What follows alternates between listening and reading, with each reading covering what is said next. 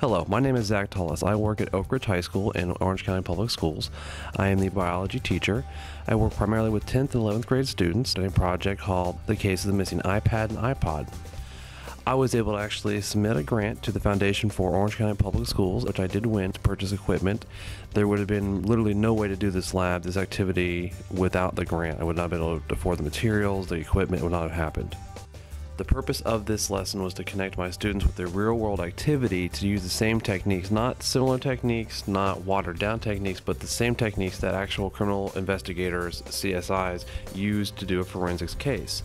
I built a scenario that somebody had broken into a locker and stolen an iPad and an iPhone, and that there was blood trace left. They cut their hand when they broke in. And we were talked about in my class how DNAs and all different, all your different body fluids and blood.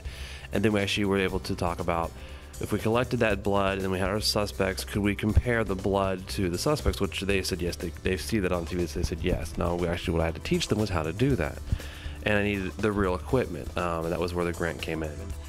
In this scenario, the skills these kids had to use were skills they probably never used before. They actually had to use a technique called micropipetting. This is a very commonly used in labs, not just forensics labs, but medical labs, research labs around the world.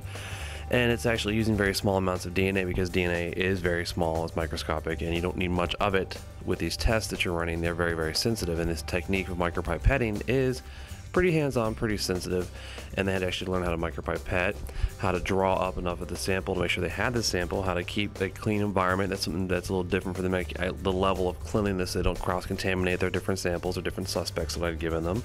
Another skill they needed to learn was how to actually run a gel electrophoresis test. A gel electrophoresis test allows the DNA to be tested and displayed, and basically what you do is you load up your different samples. You have your crime scene, the blood that we had talked about.